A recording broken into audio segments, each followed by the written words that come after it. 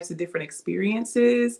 I love people. I love learning about people, and I have met Billy and his wife when I was living overseas.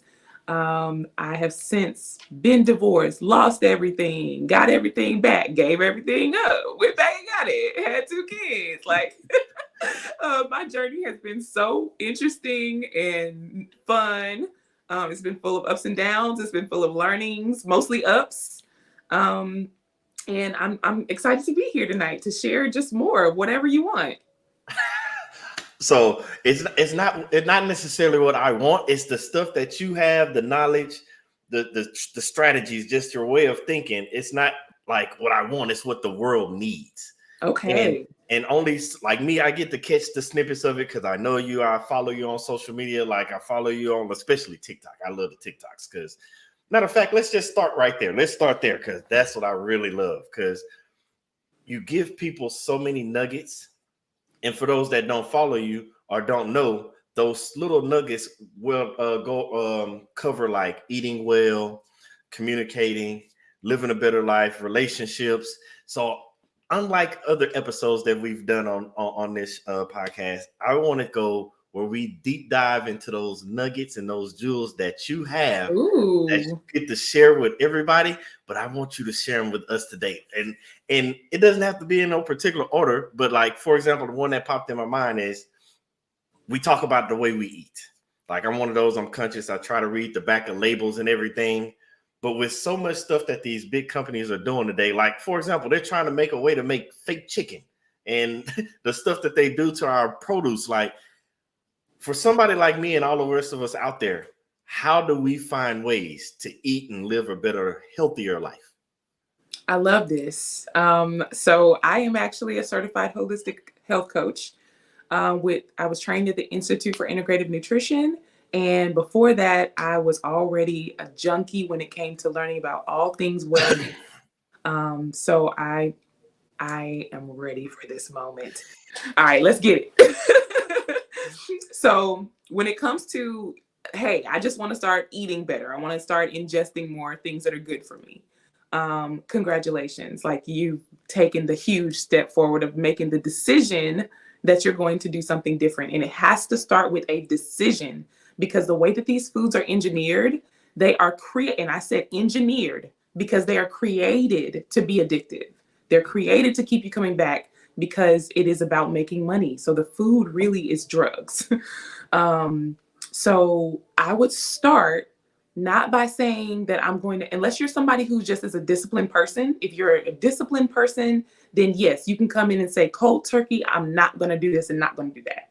If you find yourself being somebody who generally will start something and kind of talk yourself out of it over time, like most of us, then I would not recommend that you start off out the gate saying what you're not going to eat, because you'd be surprised how that stuff will creep back in. So what I would say, and what they teach us in school, is something called crowding out.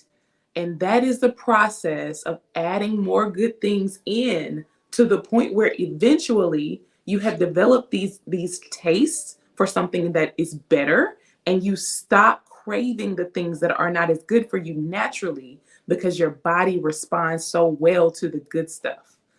Um, No. I say that because I'm laughing because when you say that good stuff, or we're just talking, not obviously, but just like the sugars, like me, I'm loving some Starbucks, or I like my sweets. Like, what are those things that you push into? Because we hear this and we're understanding what you're saying for somebody not as disciplined. What do you substitute those sugars, those coffees, those soft drinks? Like, what do you utilize? Because most people like myself be like, well, I just can't drink water all day. What is the others okay. like? What can I do? Okay. This is tough because it really is, it's on an individual basis. So one of the concepts that I love is called biodiversity. And it means that even though a lot of the same things are good for all of us, each one of us are so different, just genetically different. Our lifestyle is different. The place where we may be living is different. What we have access to. So I'll start by saying that. So what I'm saying is not a one size fits all thing. But if I had to say, like, this would be a good place to start, if you mentioned sugar, I would definitely say your beverages, if you're trying to cut back on sugar, start cutting the sugar out when it comes to your beverages. And then maybe move into your foods. You'd be surprised how many sugars we consume just from the things that we are drinking. Yeah. Not even the fun stuff like the cakes and stuff that we get to eat, you know? So if I was starting all over, I would start the same place I started the first time, which was cutting out sodas.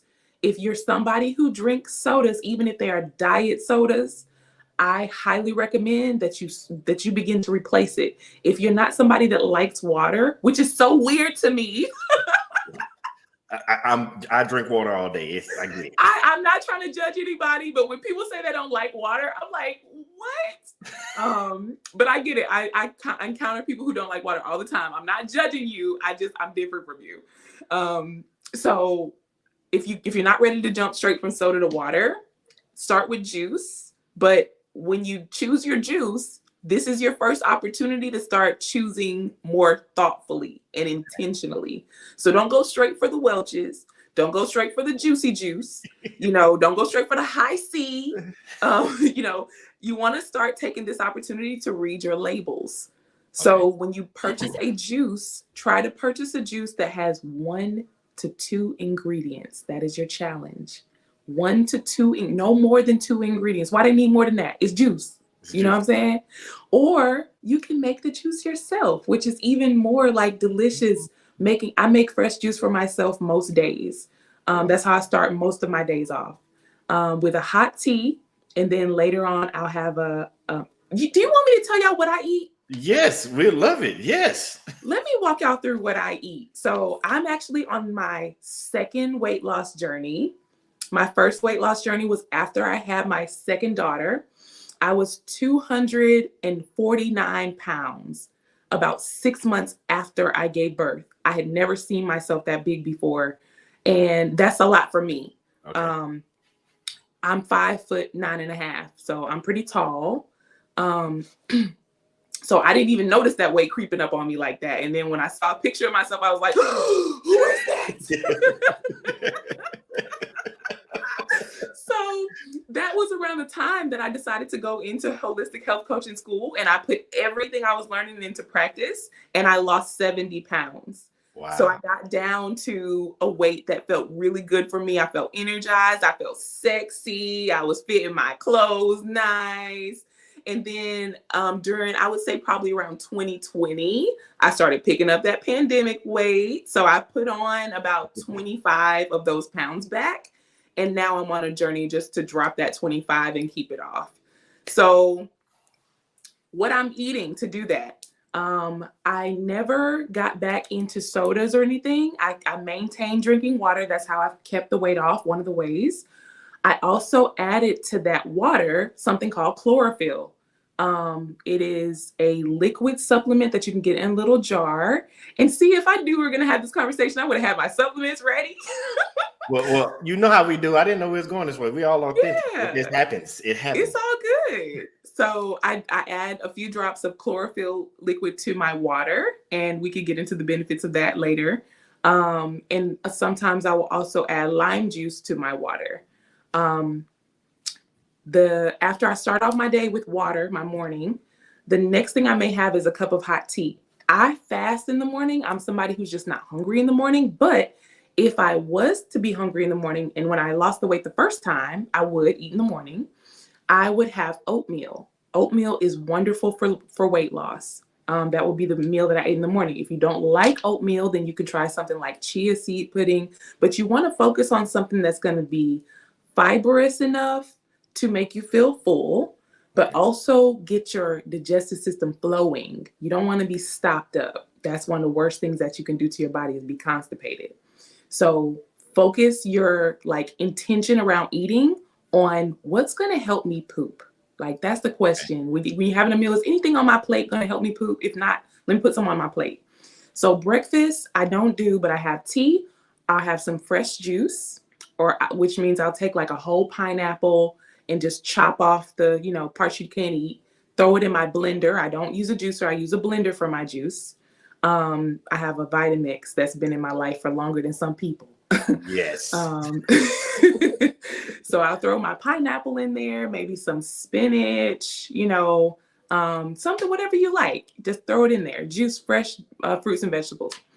Then around lunchtime, I have a big lunch. I have a big lunch around like 11:30, between 11:30 and 2, whenever I'm hungry. I go into the kitchen and make it myself. I'll just saute a ton of vegetables. So it'll be like onions, peppers, some mushrooms, some zucchini, which is my favorite this time of year. Maybe some lentils. I'll just throw it all in there, and then I'll maybe top it with an egg or two, so that it's giving me like a brunch vibe. And then on the side of that, I'll have some Ezekiel toast with almond butter and honey on top, a little sprinkle of salt, and it's delicious. So I enjoy a huge, like it's a big old bowl of vegetables that are sauteed. That's my lunch. And you got to season it up, like make it how you like it. I like spicy. I put some hot sauce on it or whatever. I have a snack between my big old lunch and dinner. And that'll be whatever I want. It might be a cookie. It might be some crackers, or it's usually something that's a store-bought or packaged item, unless I just have something else laying around. And then for dinner, my goal for dinner is to have a super nutrient-dense meal on the table for me and my family, because my kids eat a school lunch. I don't pack them lunch at this time. So I know that means they're getting a bunch of junk. It's processed food. It's a bunch of dairy. So they need a really, really nutritious dinner. So I put a lot of energy into it. It might be like some red beans and rice that I've had in the crock pot throughout the day. I'm from Louisiana, so I do a lot of Cajun food. I might make some lasagna with a whole ton of veggies. If I make spaghetti, I've chopped up 100 different types of vegetables, tiny, and I've cooked that sauce down for hours, and you can't even tell it's in there, but they're getting the nutrients from it. So that's just an example of what a day of eating might look like for me. I have a sweet tooth, like you, Billy. Yeah. So after dinner, I get a craving, and you know what? I indulge. I let myself have, if I want a piece of chocolate, I have a piece of chocolate. My goal with myself is not to overdo it, and also not to do it every night. Okay. Moderation. Yeah. So, because basically what I'm hearing, because everybody heard the saying of shop like the outside of the grocery store, because once you start going down the aisles, that's where all the processed stuff. So you basically sound like your meals consist of, I'm shopping the outside of the grocery store and I might dive in there in the middle just for a pack of cookies or something like that sweet. Just one or two things, not very much, but in moderation. And that's what you're using, because we hear all these different ways of, take this diet and follow this. And that thing you said, we go and we try to jump all in and we can't stick to it, versus it sounds like, based off what you're telling us your diet is, I don't even want to call it a diet. Let's just say your eating regimen, because you're basically saying, I'm going to eat like this and I'm going to consistently do it. You didn't do anything drastic and I'm just getting rid of all the meat. I'm just going vegetarian out the gate. Like, actually, I did. Oh, you did? Yeah. Okay. So what I tell other people to do is not what I did. I did this for health reasons. I don't eat meat. Oh, wow. And I have on and off, I don't eat dairy either, but I do have dairy sometimes. Okay. I'm more likely to have a little dairy than I am to have meat. But my reasons for going cold turkey with it are for my health. Okay. So this is great. I think this is important to talk about. And thank you for letting me just go, Billy. I always feel like I can just be myself and just get it all out. I like to talk, so this is great. We need it. But this is really valuable, and I've been wanting to do a YouTube video about this, about why I went vegan. So let's see. The first time I went vegan, it was out of curiosity, and I was in high school, and I just wanted to try it. So it probably was like 2 or 3 months. And I thought it was cool, but my mom worked at the chicken plant, so we had a deep freezer full of chicken. So I was in there whipping up the stir fry with the chicken. So, but even then, I was always conscious about those things. I had people in my family who were very sick. And I just wanted them to learn. I wanted to learn how to live well so I could help them live well. So fast forward, I was probably, let's see, like 22, working, doing my thing, being a career girl. And I was eating very well, like, but I would have meat as a part of my diet once a day. Just one serving of meat, and it would be like a high quality organic type of thing. I was really into fitness. I was working out twice a day back then, Billy. It was different. She was different. She was built different. I've been there. You know, you're military.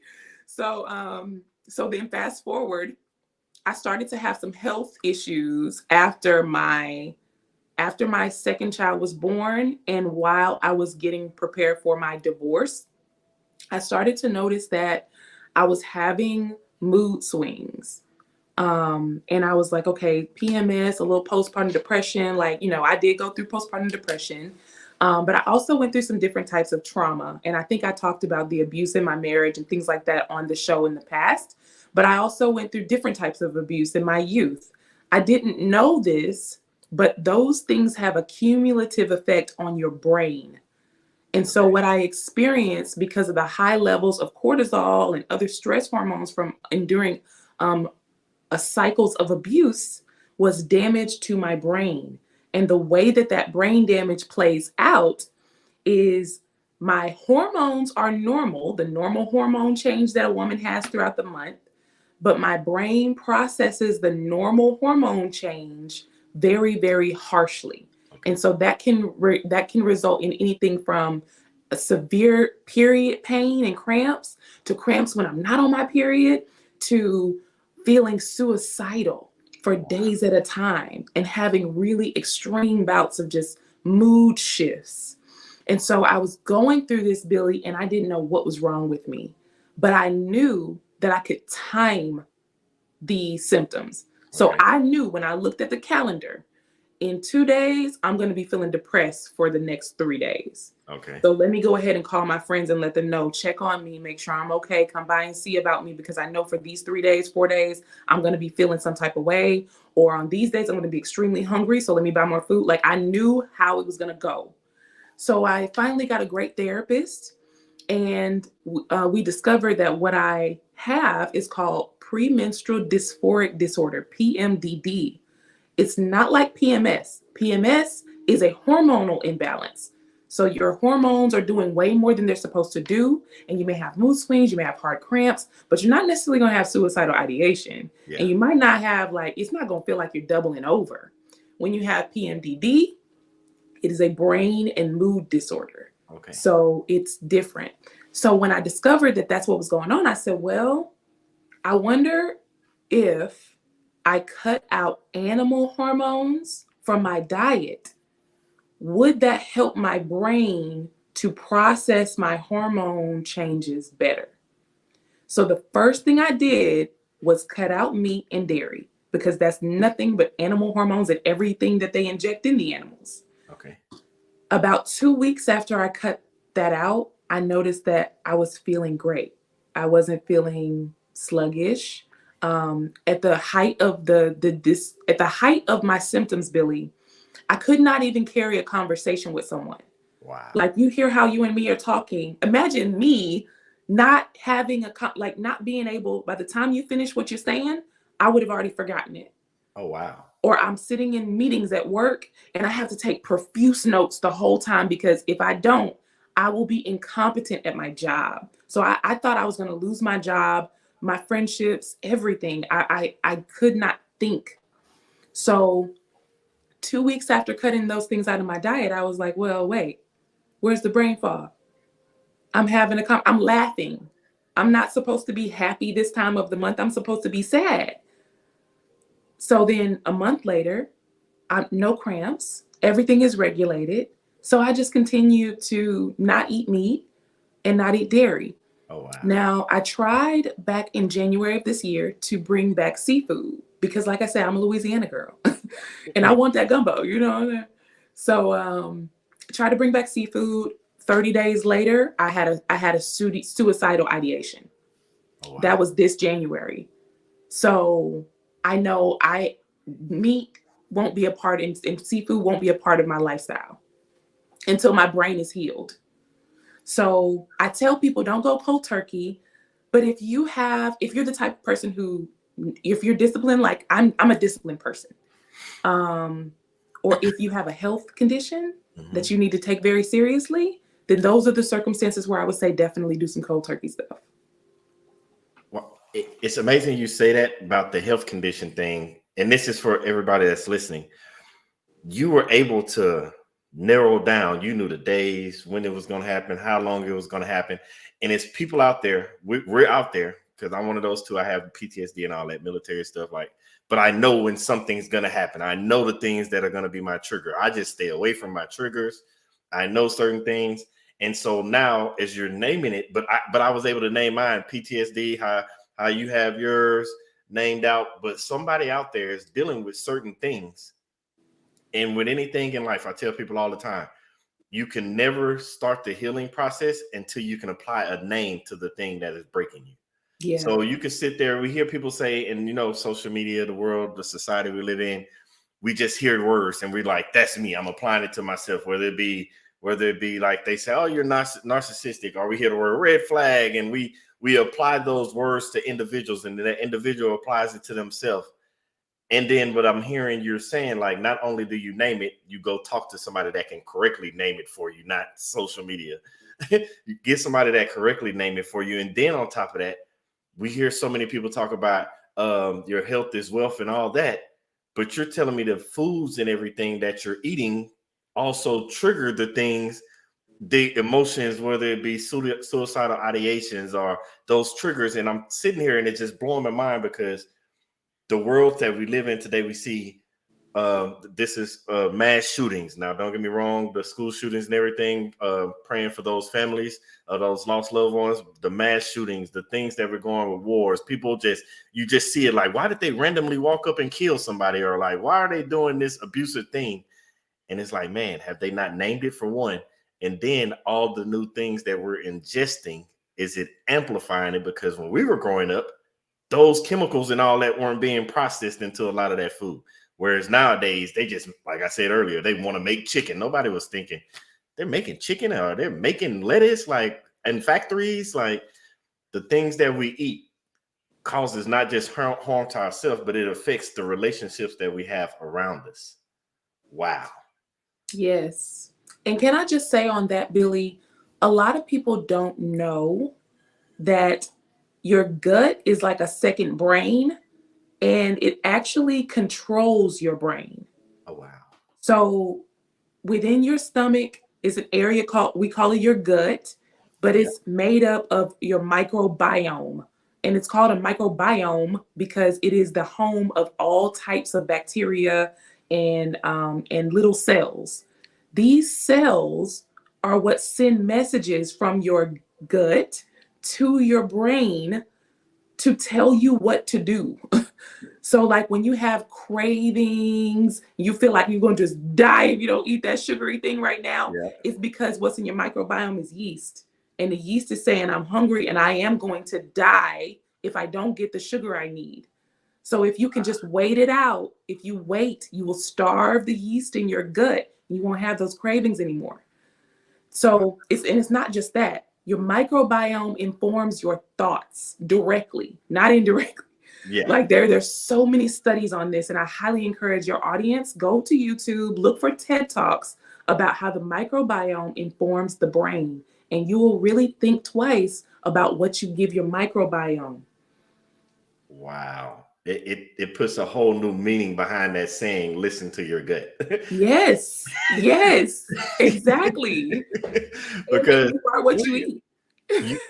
that's it. Yeah, you are what you eat. Listen to your gut. Like, it's amazing the things that we ingest, how it can shape and form our life. And it's funny because it kind of transitioned into the next thing that I'm talking, because with everything that you do, because don't get me wrong, everybody, I actually watch Raven's TikTok videos because I love them. They're enjoyable.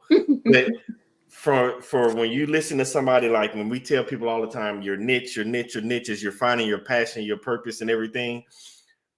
Raven talking about health and wellness with the food, and like we said, listen to your gut. You are what you eat, and how those things mess with your mind and triggers, and certain things do certain things. It makes you wonder how that affects those relationships. And Raven is one of those key mentors out there as well when it comes to relationships, because you got to know how to communicate. You got to know how to talk to your partner, just how to deal with each other, to work with each other, how to compromise in certain situations.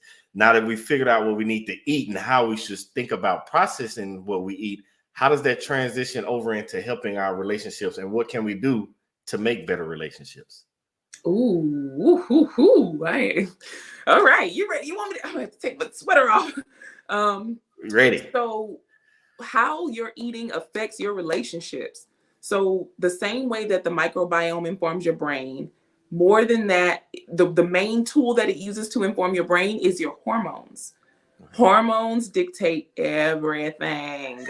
So when you're ingesting animal proteins, animal hormones, when you're ingesting dairy, which is nothing but the hormones that a mom cow is passing to a baby cow, you are ingesting foreign hormones that are instructing your hormones on what to be. So studies have shown like that people who eat a high diet in meat tend to have a little bit more aggression than people who eat less meat.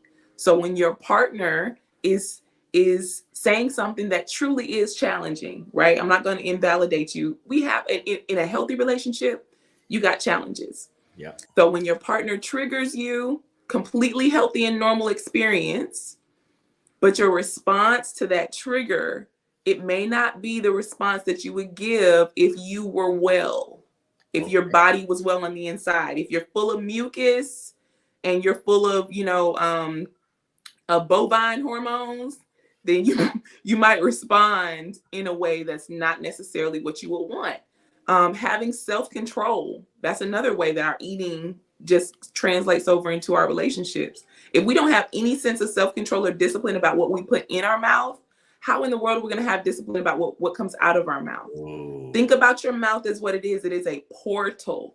So the things that we ingest inform the cells that make up our body. Literally, we become those things because the cells from that translates into the new cells that we create. We can only create new cells based on what we have taken in. Okay.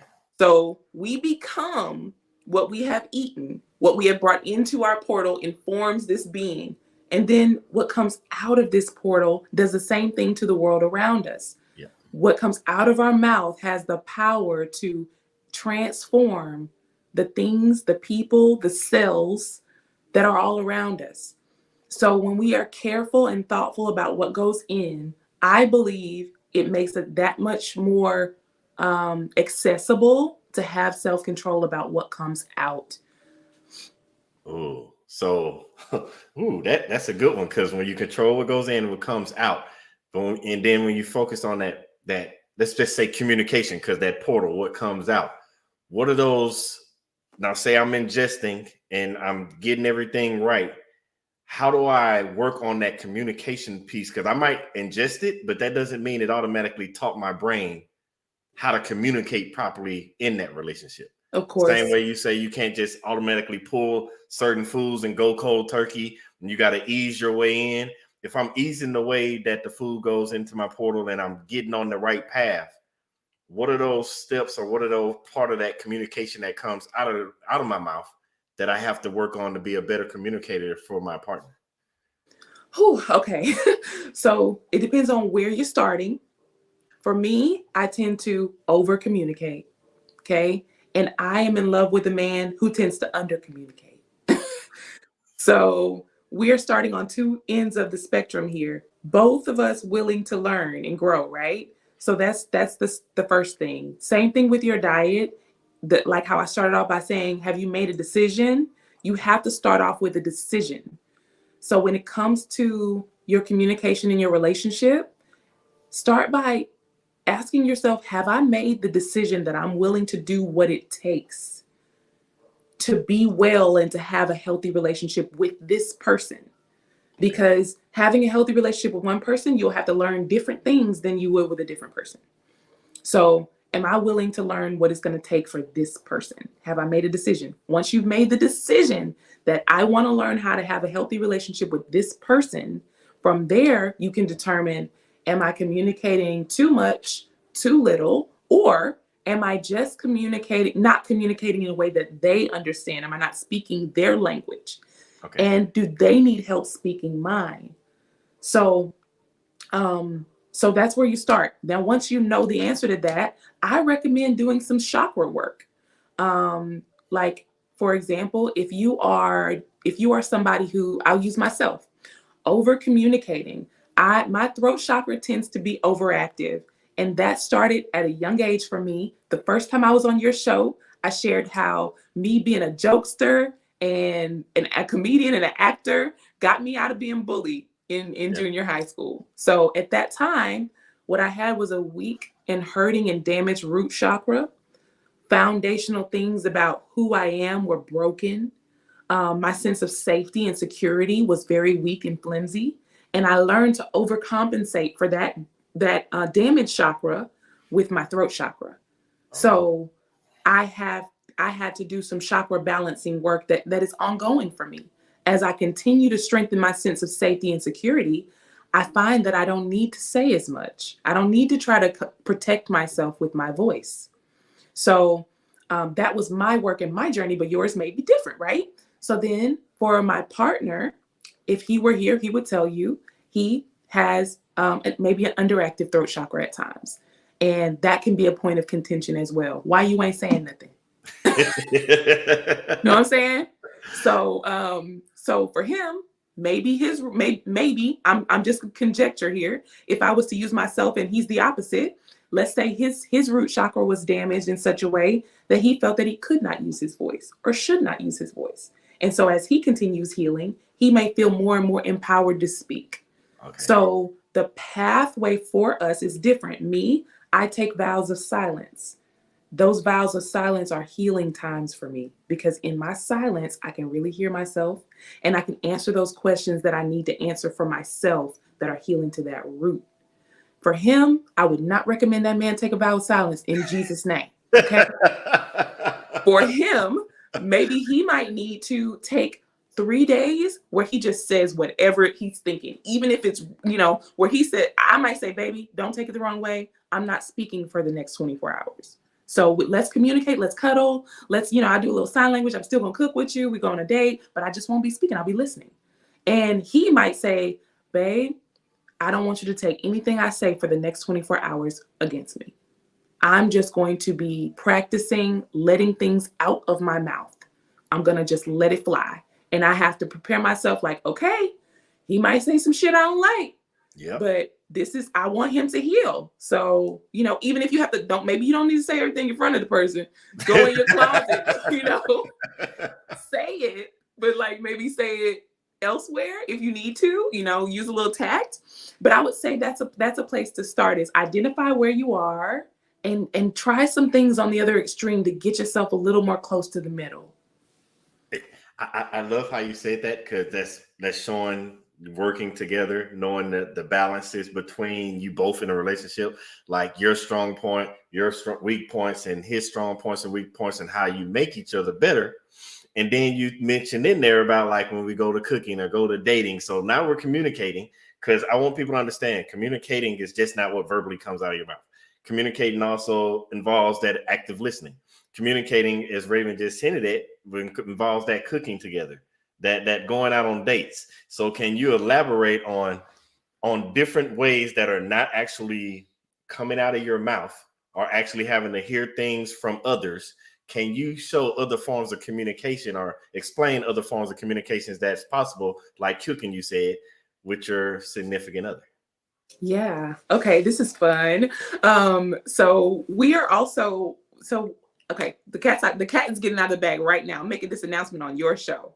Ooh. My significant other and I are both certified relationship coaches now. We went through a relationship coaching certification class together, and we both have our certifications in that now. So as a part of that, we help couples with intimacy. And that's one of my favorite things. So when you talk about these different ways of communicating, what I hear you saying is, how do we foster intimacy in the relationship? Because when you're moving away from just your verbal and you're adding in these other communication styles, you're building intimacy. So intimacy consists of, according to my mentor, Dr. Kimar Grimes, who you've also had on your show. She says hi, by the way. Fun, friendship, forgiveness, love styles, and love making. That makes up intimacy. Fun, friendship, forgiveness, love styles, and love making.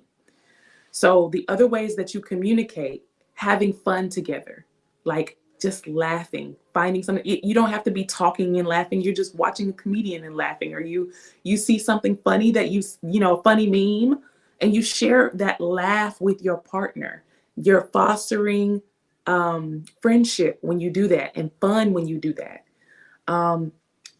The next one, friendship. So intentionally doing the things that you would do with your friend and treating your partner like they are a friend. This is a cool thing that somebody I know does in their marriage, that I've just always just admired. They have something called BFF mode. And it's when they're really upset with each other and they feel like they can't talk to each other. What they'll do is say, let's go into BFF mode. And they'll talk to each other about each other as if they were talking to their best friend about them.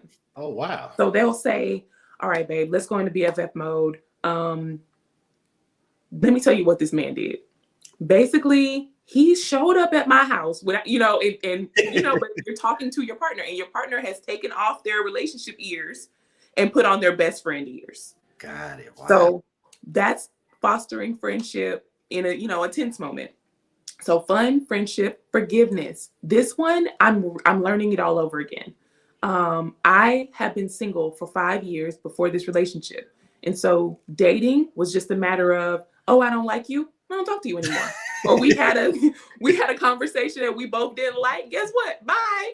There's really no need for the forgiveness thing, in the romantic space for me for 5 years. So then when, I've made the decision to be in a committed monogamous place with this person, obviously there's going to be conflict at times, or sometimes you hurt my feelings or I hurt your feelings. And in that space, I gotta like get to a point where I want to hang out with you again. Yeah, exactly. So forgiveness is that ongoing like grace, understanding that you're not going to be perfect. And I've already accepted, like I've observed you enough to know these are the areas where we might rub up against each other. Yeah. So I'm deciding in advance that when those things happen, that I'm not going to throw you away or abandon you when that happens. I'm going to stick it out with you. I've made the decision to heal together, so it's revisiting that. And we have to make those decisions over and over and over and over every time something happens. That's the forgiveness part. So that is a type of communicating. And then love styles. So people talk a lot about like the love languages, and I think they're great, and I think that there's a lot of depth there that people don't explore. The love language that you give love in naturally may not be the same one that you receive love in naturally. So it's important to like understand that. The authors of that book also made like forgiveness styles book as well. I haven't read that one yet, but I heard it's good. So love styles, understanding what makes you feel loved, but also what am I excited to do for you and with you? When I was on the dating scene, one question that I would often ask was, what do you want to give? So if you're single, you're dating people, ask the person you're on a date with, what do you want to give in a relationship? Just what's pouring out of you, what overflows from you. And then, you can determine, is that something that I want? Do I want that? You like to give a lot of attention. I don't really like a lot of attention, if that's you. Yeah. So get clear on what you want to give, and then get clear on what do you love to receive. And then it kind of becomes a game. Your partner will change over time. I've changed a lot just in the last year. My love languages have changed. So there's a lot of fun in that if you have the attitude of curiosity. So then there's love making. so much fun, right? Yeah. So it can be, but then also it can be tough for some couples. Like, and there's nothing wrong with that. Some couples, lovemaking does not come naturally for them. And my partner and I, we love Tantra as a tool to help to just really go deep when it comes to intimacy. It's not just physical when you're connecting in this way that is spiritual and it's within yourself, and you can connect spiritually with your partner as well. So for couples that struggle when it comes to lovemaking, I definitely recommend either Tantra or, counseling or therapy, because your sexual relationship is an outer working of everything else. Okay. So it's your emotional, your physical, your mental, all coming together. So if there's an issue there, it's really an issue somewhere else. Wow. It's amazing how I don't know if everybody was paying attention. So basically, what we've just talked about, Raven was able to talk about food and she was talking about relationships. And if you're listening very closely, each one intertwines with each other, just a different word for it. Like you say communication, and food you say ingesting. Like they both go hand in hand. When they say health is wealth, they're not just talking about food. They're just not talking about a relationship. When you strengthen your health, whether it be mental, emotional, physical, spiritual, you strengthen that health in yourself. That's the wealth that you're going to get out in life. Like when you eat better, you're going to live better. When you're in a better relationship, your relationship is going to grow and it's going to trickle down to everybody else. And I love how you put that. Now, I don't want to miss this one because I got so many things in my head. Before I even get to that next thing, for somebody that's like, wow, Raven is hitting us with a lot of deep facts. How can they get in touch with you so that they can explore with you more or reach out for coaching, mentoring? Like, what ways can they get in touch with you? Well, they can't. No, I'm just kidding. Oh, So the preferred way right now is going to be just through social media. You can definitely follow me on Instagram, Facebook. Both are at Raven Thissel. TikTok, obviously, at Raven Thissel. Or you can go to raventhissel.com and learn more about just the different types of coaching that I offer. Right now, I just took a new job about a month ago. I started in a new role. And so I'm just really getting down and dirty into that. I'm not necessarily taking on a big load of coaching clients right now. But I don't mind talking to you if you need some help. I mean, this is why I'm here on this planet. So I don't need a formal, coaching thing with anybody right now. But if you need some advice and support, you can probably find it there. Now go to my TikTok, and if you see content that, you're like, I want to learn more about that, leave a comment and I'll make more videos about it. Like, I'll just keep doing that. and that's why I asked that, because I know for me, I've learned so much just watching the TikToks. And I say that because every day we're growing. Every day we're trying to be better. Everybody wants to be better and get better in life. Like, for example, you're doing all this great stuff for people, and you just said you're taking on another role. And I say that because people think that, oh, I found this one thing, I'm not leaving it, I got to stick with it. And in life, you grow. You learn something new, you go on something new. So I say that to transition to, for first of all, congratulations on the new role. And two, for everybody that hasn't seen it, go back and watch the episode 7. That was when Raven first came on. And then you go watch episode 39, I believe. And now we're on this episode. You can see the evolution of growth. The reason I tell y'all to go watch that, because as we transition to this one, congratulations on the new job and everything. What is this new thing and new field that Raven is diving into now? Thank you. So I'm really excited about my new job. I actually love it. I loved my old job too, my last job.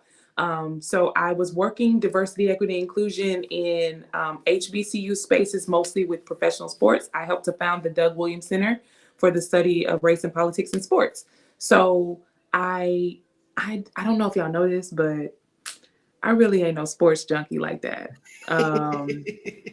So to be honest, I always felt like I was behind the 8 ball, even though we accomplished some amazing things with the Doug Williams Center. And when I look back, I'm just really proud of, just somebody who came in without a deep knowledge of sports. And I came out with just so much, appreciation and understanding and admiration in that space. but I wanted to transition into the tech industry Mm-hmm. because I felt like if I can do the same DEI work of creating real pathways and opportunities for people to work in professional sports, I can do even more in tech because tech is just a bigger umbrella, Yeah. especially when I consider the wealth gap for Black people. Okay. Um, I feel like the only way to really bridge the wealth gap is to get Black people in tech jobs. So, with that in mind, I was looking for opportunities and I wasn't finding any. And one day I got a LinkedIn message from a former colleague saying, "Hey, a friend of mine has an open position at this tech startup that I think you would be perfect for." And so the company is called Carrot. It's the world's largest interviewing company, and they specialize in interviewing software engineers, technical interviews, which I had never heard of because I ain't no software engineer. So the position was with their new initiative called Brilliant Black Minds. Okay. And Brilliant Black Minds is their way of using their patented interviewing cloud technology to help Black software engineers overcome hiring bias Oh by wow. being excellent at technical interviews. And so my job is I'm now the senior communications manager of the Brilliant Black Minds program. And so I create communication solutions for this like monster of an effort to double the number of Black software engineers in tech. Oh wow. Yeah. Oh So it's cool. It's fun. The people that I work with are just like smart and funny and just cool to be around. It's just a cool group of people to be a part of. The company's based in Seattle, and I get to continue working remote, which wow. I don't like going into places at certain times and stuff. So so yeah, I'm loving it. Are they hiring? Yes, actually, yes. Oh yeah, go ahead. We're gonna have to talk out the line. I don't Yeah, mind. I'll send you. There's actually I love three. remote. There's three openings right now. Oh wow. Yeah, I'll share them with you. Sounds like a great idea to me. Yeah. Because you know me being retired, like I'm like, I don't mind doing stuff. Like I got other stuff that I do, but it's like I get what do they call it? After retirement so long, you're like, okay, I'm bored, but I'm not bored. I got stuff I can do, but I don't really want to go out in the world and do it. Like if I can sit Yeah. right here in my house and do it, it'd be great. Like, yeah. Yeah. Because military, you ran around the world all my career. So it's like now that I get to feel the sitting still and God has blessed it where the retirement and everything takes care of everybody. And it's like, you don't have to go nowhere. But if you get bored, you can do something. And it's like, but if I do something, I don't want to go anywhere. That part. I can't imagine going back to work in person. I mean, I would do it if I had to. I'm not too proud. I will go and scrub floors if I had to. I don't care. But I'm grateful that I'm able to find these opportunities that keep me, working from home, especially as a solo mom. Yeah. If my kids are sick, I don't have to miss work. I can take care of my kids and be present for my job. Wow. That's amazing. I'm just so happy for you because so everybody's already know we met back in Italy, but I love when I get to watch not just people succeed, but watch the transition of greatness happening. Because we hear and we watch on social media when people pop up and we just see the great part. And it's like, well, how did you get there? What happened? Like what transitions, what phases? And they're like, oh no, I just did this. And it's like, well, there's more to it. What was that? And that's why I love having you on because not only have I got to see it, but just from talking to you, you have talked it, especially for the third time. You're showing us this transition and you're continuing to develop and evolve and get this greatness. And I'm like, yes, this is what it looks like. So people have you as a role model, even though you might not try to be. You're a role model and inspiration for others that, like, excluding myself, that gets to watch and see your journey. And it's like, this is how it goes. And I say that because now I want to ask that question of, I ask it to everybody. What would be that thing or that nugget or that advice or that raven thing that you would tell somebody that's out there that's listening, that's watched the show and watched your journey, or that's going to go back and see your journey? What would be that thing that's inspiring, motivating, whatever it needs to be to help them get through those hurdles and around those obstacles so they can continue to succeed, what would that thing be you would tell them? Okay. Based on my day, I'm going to base it on just my day. I would say keep saying yes to your joy. So, regardless of what the issue at hand is, the question is, what's going to be the thing that gets me closer to what's going to joy, like in this situation, and don't delay it. Like, I'm not going to put it off until later. I'm not going to sulk for too long. I'm not going to, keep existing in a negative thought loop. Jump out of it as quickly as you can. Like, this is what's happening. I accept it. I acknowledge it. What's the most joyful choice I can make? Make the joyful choice. Choose your joy. Say yes, yes, yes, yes, yes to yourself. I recently heard that the brain is going to believe. The brain operates based on belief. Yeah. So it's not about what you think, really. It's about what you believe. If you believe something is not possible, your brain will not create any solutions for it. Oh, wow. But if you say, if you say it's possible, like, yes, we can have a country with no prisons. It's possible. Yeah. You would start thinking of ways. So apply that to everything. Yep, it's possible for me to be happy today. Even though this has happened, it is possible for me to be happy. So what would that take? It's possible for me to get a new job. It's possible for me to learn a new skill. Possible for me to find love again. Possible for me to be a good parent. Whatever it is. So when you have a negative thought, like all of us do, about yourself, your life, whatever, acknowledge it. Yeah, I could have handled that better. Yeah. So how can I make that joyful choice next time? Yes, it's possible for me to do it better next time. This is what I got to do. Wow. It's like everything else you've taught us. We overthink things, because I know I do sometimes. And when you just break it down into that simpler form and try not to, as we started from the beginning, try not to just remove everything and start doing it just all at once. With the way you just broke it down, if you just take the little steps, understanding of this is all, you start with the small thing. It's possible. When you believe it's possible.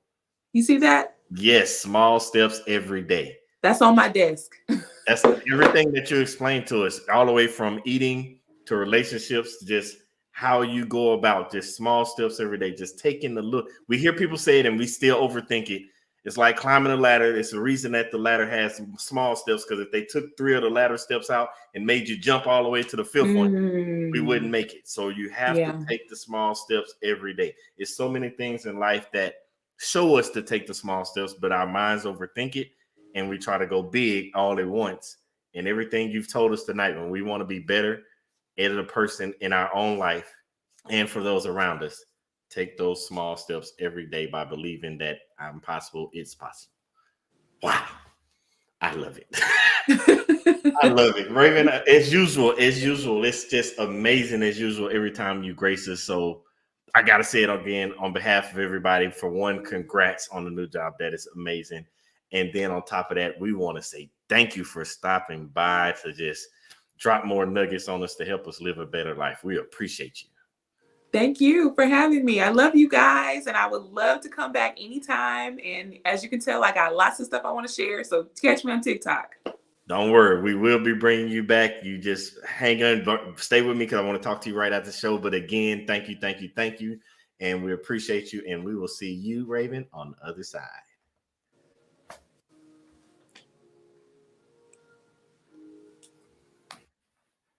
Man, I hope y'all got something out of that, because I know I did. I've already tried. I've started really my eating better, living better, being a better husband, a better father. But those tips that Raven just gave, it's just icing on the cake to keep doing a little bit more to be a better person every single day. All you have to do is remember, try to do more and be better than you were yesterday. Man, it was amazing. I loved it. I can't wait to have Raven back on, because, again, we're going to pick her brain every time she comes on so she can keep dropping us nuggets. Again, I thank you for tuning in. Can't wait to see you next week. We got an amazing guest, and it's the same time every Thursday 8 p.m. Eastern, 7 p.m. Central, and we look forward to having you. But until then, we're going to miss you. I can't wait to talk to you soon. And remember to every day live in your purpose, with purpose, on purpose. Thanks for tuning in. See you next week.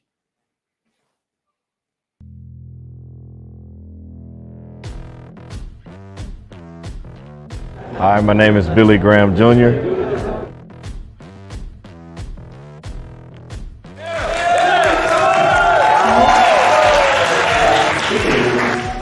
Growing up, everybody thought I was going to be an actor. They're like, you're funny, you should go be an actor. I was like, I can't be an actor, can't you see? What is my purpose? If you're like me, I lost my purpose. I didn't know who I was. I let society put me in a box. I don't want you to be in the box anymore. Because you and you only are the one carbon copy. There is no other you. So how can you be in a box if it's only one you? So you need to steal your power back. Because we gave it to somebody. I want you to say, steal your power back. Steal your power back.